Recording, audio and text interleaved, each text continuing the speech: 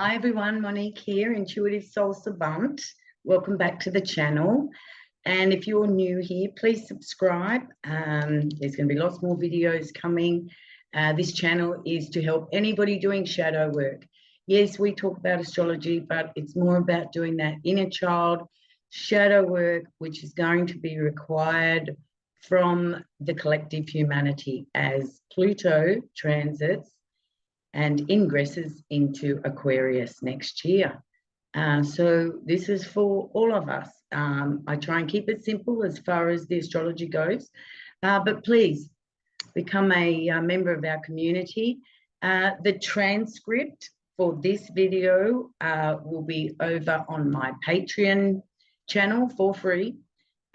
So just look in the description box here and I'll put a link there for the transcript of this video, which has been asked, which is lovely. It helps me move forward to help others. So today's video is called Pluto is energy, not linear. Pluto is energy, not linear. Now, the collective consciousness, humanity, have only been consciously working with the energy of Pluto for a couple of 100 years, since humanity was able to see Pluto with a telescope. Now, Pluto is an outer planet, and we call them generational planets, as opposed to the personal planets, Sun, Moon, Mercury, Venus, Mars. And the generational planets move very slowly, but that doesn't mean they lack power. In actual fact, they are the structure, the skeleton for humanity to move forward and evolve. All right.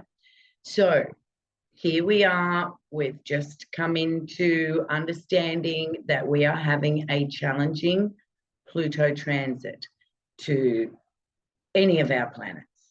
Okay, now what we need to do is at first we understand through knowledge of what Pluto's about, keywords, and there's plenty of them all over the internet. So when we're first coming to understand energy at all, you know, it's words that introduce us to the understanding of the energy. Take the sun for instance. It is so warm, so bright, it makes you feel good. There's the energy behind the sun. And our keywords will be vitality, ego, growth, you know, birth. Yeah, do you see what I mean? So what we want to do is really integrate the energies of Pluto. And when it comes to Pluto, of course, every coin has two sides. There's the disempowerment with Pluto, and then there's the empowerment of Pluto. So there's the two coins, two sides of the coins. So the more that we invest our time and focus into understanding energy, the more that we can move through this energy in the next 20 years. Okay, now Pluto was there before we were born. Pluto has always been operating because Pluto archetypally rules birth, death, and rebirth. So when you're born, there's a Pluto act. We can see it with our eyes. However, the energy that we feel is this excitement and love. Oh my God, we've got this newborn, how beautiful. And then the newborn grows, and then we grow, and then we die. There's Pluto, death. And we're very sad. And we have lost somebody. There's the loss of the Pluto, the two sides of the coin. We have a new family member, how happy we are, how joyous we are. When they die, when they pass, we feel the loss. There's the energy of Pluto. The joy of the rebirth and the pain of the loss. We also can see Pluto as abuse of power in our families, in our workplaces, in our schools, in our friendship groups. Collectively, there's been an abuse of power. So now we are being asked collectively to look at power, power within, power over, because there lies abuse. Abuse is a misuse of the energy of Pluto. Now, when you're young and you've come from an abusive family where they've shut you down, what will eventually happen is your connection to feeling that energy and understanding that energy gets shut down for your survival. You need to shut it down for your survival through that family system. And then as you are older and you want to take a look at those family patterns, your environment, then you're able to dig deep. And this is Pluto. We need to dig deep to have a look at those patterns. Yes, we were abused, and we can all say that. However, until we delve deep and we do the inventory work and we work with others and be vulnerable enough to feel the energy of the abuse, because otherwise that energy, you're still walking around in it. And the beauty of a Pluto transit is that it moves that energy from deep inside you, right? To get rid of the toxicity. You know, Pluto is the collective shadow. So that's all the patterns of all the generations, all the lineages, all the way back through humanity. Pluto has a stake in all of that. In my chart, Pluto rules the 4th house. I have a south node in the 4th house, so I very much understand the family roots and how we need to walk away from them to evolve, not just personally, but collectively. And this is the opportunity that we're going to have. So it's the collective shadow of individual shadow, collective shadow, all of the dark emotional energy that we have disowned, however, we still carry as consciousness within us. It's very important, this work. So the collective unconsciousness is ruled by this Pluto. And at the moment, people are waking up slowly. People don't usually do this sort of digging work, facing the shadow, until the pain gets that bad. So what does that say about the collective? Do we need chaos on steroids for us to start to look at these issues? I'm not in judgment here. You know, that's what it took me to let go and to surrender to this power, this energy, and work with it and not against it. It's the cycle of life. Pluto is the cycle of life, birth, death, rebirth. And with that comes attachments, energetical attachments. And this is what we're being asked to bring into the light, out of the shadow and into the light, to be looked at, to be processed, to support each other in this work of processing, because we know it's painful. Otherwise, if it wasn't so painful, we would have processed it a long time ago. Now, Pluto is also our dark drives, okay? Now, this is interesting with the Pluto challenging transit, because Pluto rules the dark drives, it rules our compulsions and addictions. So through this Pluto transit to my natal sun, oh my gosh, I had some, and obsessions, I had some obsessions. I got obsessed about doing an hour-and-a-half yoga every day until I pulled my hip flexor. This went on for weeks. I went on to this mad fruit diet and got all these people on Facebook to do it with me. Then I completely got rid of all of the addictions. And then as the conjunction became closer, they just popped their head up. I couldn't push them down any quicker. So Pluto brought all of the obsessions and compulsions and the dark drives. You know, in 12 step, they talk about white knuckling it, like just hanging on, like I don't want to use, I don't want to drink, I don't want to shop, I don't want to gamble, I don't want to. But the intense energy, as these obsessions and addictions are being released, they get really bad. And you think, my God, I thought I sorted that out ages ago. You know, it comes back up for review. And I think, you know, through my experience with Pluto is that it may come up for review again and again and again and again, because those obsessions and those patterns and the dark drives and the compulsions and the addictions, they've come from my family lineage. I'm a spiritual being doing a Monique project, okay? And what I came into with the Monique project is all this family patterns and lineages and what have you. So I had to sort out who I was to be my true self. And Pluto rules inner power. And our inner power lies with being our true self, being vulnerable, our true self.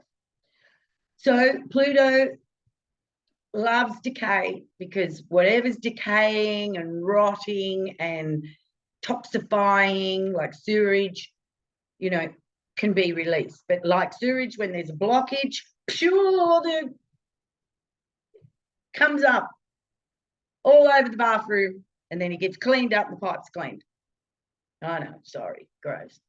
And there's the destruction of that pattern. So Pluto doesn't muck around. When something is, when your soul, my soul, is urging for something to be released in this lifetime, Pluto's there, no mucking around. And Pluto has all the minions of our chart to help us to come back to our true self. So we are decaying, and you know, if we're not decaying, then we're thriving. Okay, so we need this toxicity to be released so that we can rebirth and start anew.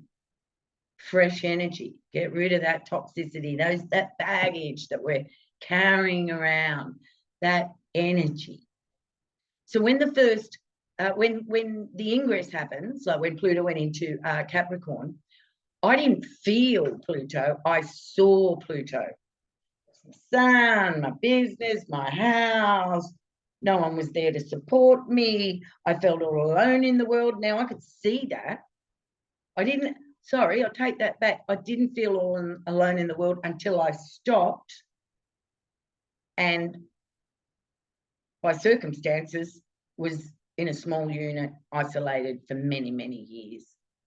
And then I started to feel the Pluto energy. But at first it looked like destruction. It felt like decay. I felt you know, it looked like abuse and it felt like abuse, you know. So we are integrating this Pluto energy, and it goes on and on and on and on and on. And this makes us head towards superhuman, where we keep processing. We're always processing, where tears become as acceptable as laughter, or as invited, as inviting. Tears are just as inviting. Processing sorrow, loss, grief, it's just as fun. Well, no, it's just as accepted as laughing and singing and joking and skipping and hopping and, you know, the high vibe. So we're going to become humans that process, which is freedom. That will lead us to freedom. So Pluto is empowerment. You can see an empowered Pluto person. They have power. They're CEO of this. They're, you know, they're leaders. It's a leadership energy when it's evolved and transmuted its darkness. So you can see it. You might have authority issues. Therefore, you feel it, but you feel it in the lower vibration as a pattern. Authority issues, authoritarian issues. Or if you don't have those issues, you could see it as respect for that person that has evolved to the point where they're given a leadership role and they are good at it with integrity. And Pluto through Capricorn, whoa, have the leaders been shown that don't have integrity. Capricorn rules integrity. And so leadership positions, we need people with integrity that have done their work, power within, not power over people. Now, Pluto also rules the endings, the death, right? So a lot of people that have this challenging transit, you've just got to look in the comments, they lose people. I mean, it triggers me in a good, like in a compassionate way when I read some of the comments and emails I get, because I see I'm not alone. I see that there's other people out there feeling this energy. Brave souls.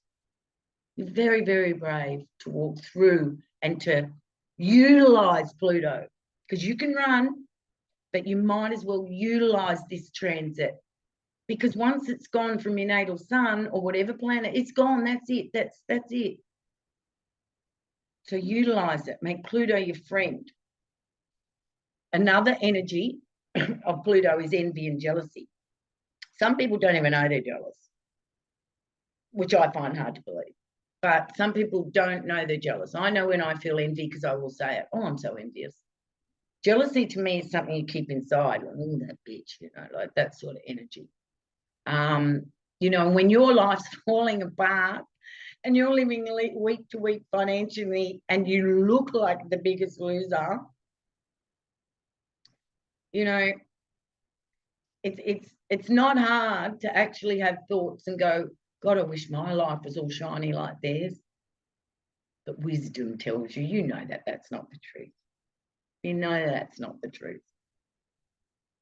Your life will become all shiny with true power, not striving for that power. You will walk in that power. So envy and jealousy, natural, okay? And to feel the jealousy, own it. It's okay. Because by owning it and bringing it into the light, sure, she loses her power. And this is where we're headed. This is where, for humanity and the collective to evolve, we need the dysfunctional power over others. We need to rise above that. We can't eliminate it. We just walk past it. And these structures just let go because they can't stand on the planet at the moment. And especially with the ingress of Pluto into Aquarius. So misuse of power is a biggie when we see Pluto, but we don't feel Pluto. We can see the injustice. It's when we actually feel the injustice, process through that we can rise in our power and speak up. Right? Manipulation, another energy. You can see people being manipulated. But you can be manipulated and be unconscious that you're being manipulated, and subtly you feel this, well, something's a little off. When Pluto comes along, chung, you'll know what's off. It does not feel good. And it's a slow process to remove, eliminate, empower yourself, get rid of the decay, release the abuse, let go. You're not alone. You think you will be, but you're not. Because when we start to feel the power of Pluto, then we can feel our guides, our angels. All that we can't see is there energetically to empower us. But at first, you're just seeing the destruction. And then you stop, and then you feel it. So your transit, once your transit is over with Pluto, it's not finished. Pluto is going to keep activating different points around our chart, and other planets are going to keep activating Pluto. So harness the energetics of Pluto, and then the fear can be released. When we harness that and say to ourselves, yes, I'm going to be the best transmuter on this planet. We're not alone, because we're going to be doing it here too. So that's it for today. Thank you so much. I do readings. I work on your chart specific to a transiting Pluto transit, whatever you want, really. But that's what I enjoy to do. I can see Pluto's intention for you, which you know. But when we're in the middle of it, it's sometimes hard to have the faith that that's where we're headed. Yeah. All right. Well, thank you, everybody. Namaste. Like I said, the transcript's going to be in the Patreon channel. And I'll see you all soon. Big heart love.